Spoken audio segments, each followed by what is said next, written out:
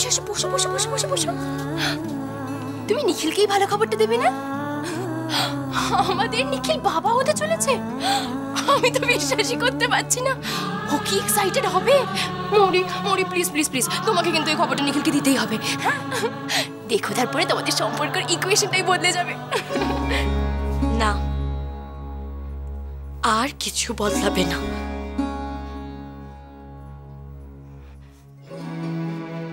মানে তুমি নিখিল কি খবরটা দেবে না?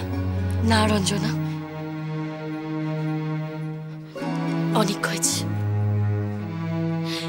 বারে বারে ওর প্রত্যাখ্যানের অপমান আমি আর সইতে পারছি না। মৌরি না রঞ্জনা, ওর ভালোবাসার আমার আর দরকার নেই।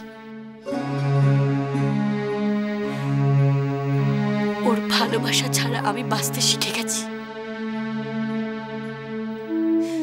আর বেঁচেও থাকবো।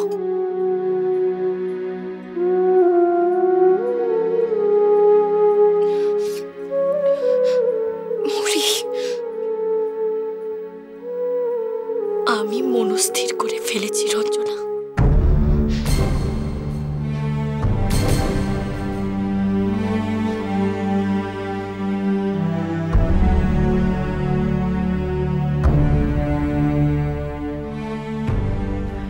হ্যালো, হ্যাঁ বলছি।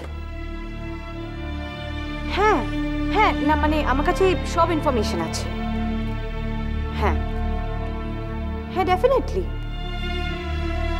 হ্যাঁ হ্যাঁ, আমি কাল এসে আপনাকে সব কিছু বলে দেবো, সব ইনফরমেশন দিয়ে দেবো। থ্যাংক ইউ, রাখছি। Good night. ফোনটা সুইচ অফ করে দাও।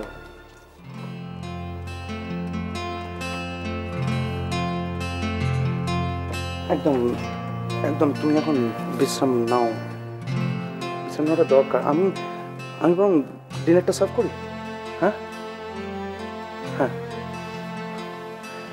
হ্যাঁ, আমি কি বলছিলাম জানো তো, আমাদের বোধহয় এবার একটা রাঁধুনি রাখা দরকার।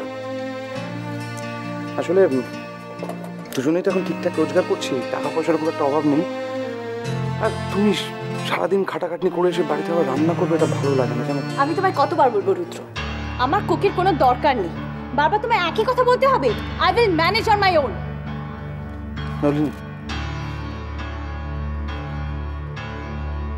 নলিনী তুমি বসো না, তুমি বসো প্লিজ প্লিজ, বসো না।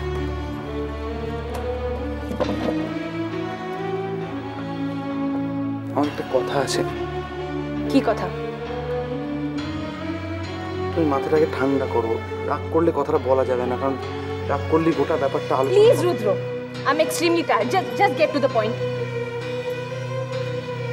আমার কোম্পানি আমাকে একটা ফ্ল্যাট দিচ্ছে, বড় ফ্ল্যাট, ভালো জায়গা।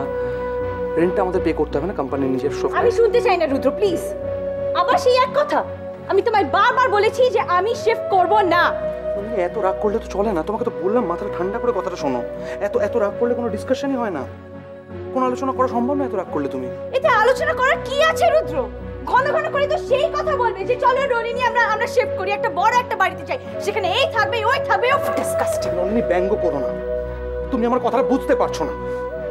তুমি তুমি তুমি তুমি একটু আমার পয়েন্ট অফ ভিউটা দেখো, আমার পয়েন্ট অফ ভিউটা একটু দেখো যে যে আমাকে ইম্পর্টেন্ট কিছু লোকেদের ইনভাইট করতে হবে, তাদেরকে ডিনার অফার করতে হবে আমাকে। তো তুমি তাদের ইনভাইট করো, আমি তো তোমায় ইনভাইট করতে বারণ করিনি। কোথায় ইনভাইট করবো শুনে? এখানে এই ঘরটাতে ইনভাইট করবো? বসাবো কোথায়? এই খাটে না এই চেয়ারটাতে? না, এগুলো কোনোটাতেই বসাবো আমার মাথায় না, আমার মাথায় বসাও। সত্যি এগুলো তো আগে কোনো ইস্যুই ছিল না রুদ্র। কেন আগে কি এখানে কেউ আসেনি, এখানে কেউ বসেনি? তো তোমার এই সো কল কন্ট্যাক্ট গুলো এখানেই বসবে। দিস ইজ আওয়ার হোম, যাকে ডাকার এখানেই ডাকতে হবে। এখানে ডাকতে হবে? এখানে ডাকবো, এখানে খাটের উপর বসাবো, আর তুমি তুমি তুমি এখানে চা বানাবে, চা, আর চাটা নিয়ে তারপর তোদের চোখের সামনে তাদেরকে সার্ভ করবে। বাহ, ব্রাভো! ভেবে দেখো দৃশ্যটা কিরকম হবে। ভেবে দেখার কি আছে রুদ্র? তুমি যদি তাদের ইনভাইট করতে চাও তো এখানেই করো, আর যদি তোমার খুবই লজ্জা লাগে তো তাহলে তাদের একটা রেস্তোরাঁতে নিয়ে যাও, কিন্তু আমি কোথাও যাব না।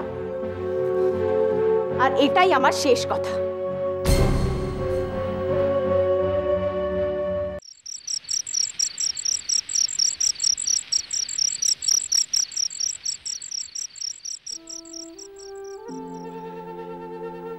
নিজের জন্য নাই ফিরলে, কিন্তু তোমার বাচ্চার ভবিষ্যতের জন্য নিখিলের উপর রাগ করে তুমি তোমার বাচ্চার ভবিষ্যৎটা নষ্ট করে দিতে চাইছো মৌরি। তুমি তো নিজেও একটা ছোট জায়গায় থেকে বড় হয়েছো, জানো কত প্রবলেমস ফেস করতে হয়, কিন্তু সব জেনেও তুমি একটা ইম্যাচিওর ডিসিশন নিচ্ছ কি করে মৌরি? তোমার তো হাতের সামনেই সুযোগ, আর তুমি সেই সুযোগটা তোমার বাচ্চাকে দিচ্ছ না।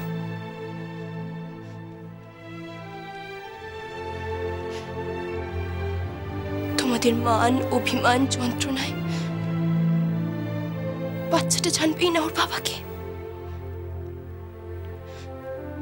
নিখিলের অস্তিত্বটা তুমি ওর জীবন থেকে পুরোপুরি মুছে দিচ্ছ মৌরি। তুমি দিদান কাকাই নিখিলের মা বাবা সবাইকে ডিপ্রাইভ করবে। ওরা তো নিখিলকে সাপোর্ট করেনি,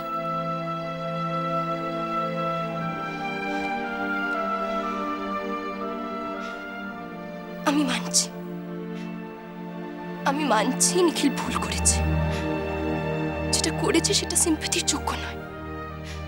হি ডিজার্ভস ইট মৌরি, কিন্তু তবু তুমি যা বলছো আমি সব ভেবেছি রঞ্জনা। যবে থেকে আমার সন্তানের কথা আমি জেনেছি শুধু এইসবই ভেবেছি, কিন্তু আমি যে আমার মনের থেকে সাড়া পাচ্ছি না।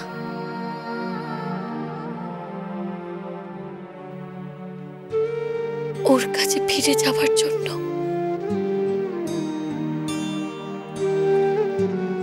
ওর কাছে থেকে ওর পাশে থেকে আমাদের সন্তানকে একটা সুখী ভবিষ্যৎ দিতে আমি কেন চাইবো না বলো তো?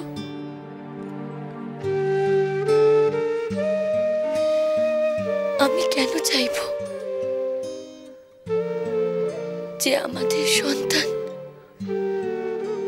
তার বাবার ভালোবাসা স্নেহ থেকে বঞ্চিত হোক?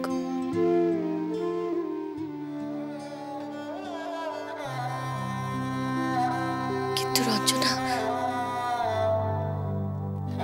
আমি যে ওর পাশে আমার জায়গা দেখতে পাচ্ছি না।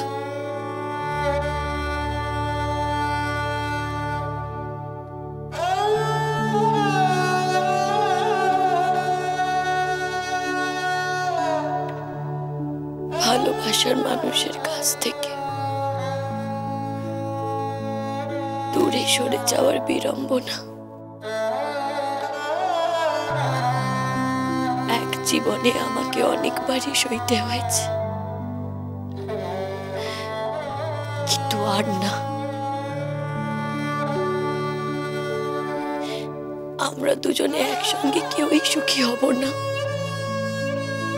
সুখী হব না।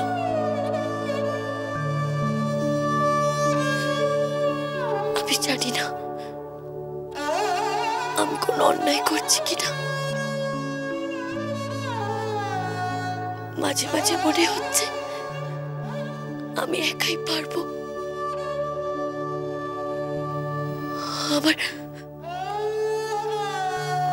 আমার খুব ভয়ও করছে,